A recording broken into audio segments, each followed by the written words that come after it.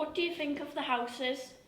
I think they're very messed up because there's holes in the walls. There's most of them are boarded up.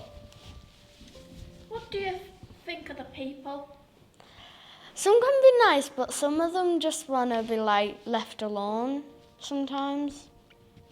How long have you lived in North Ormesby and who have you lived with?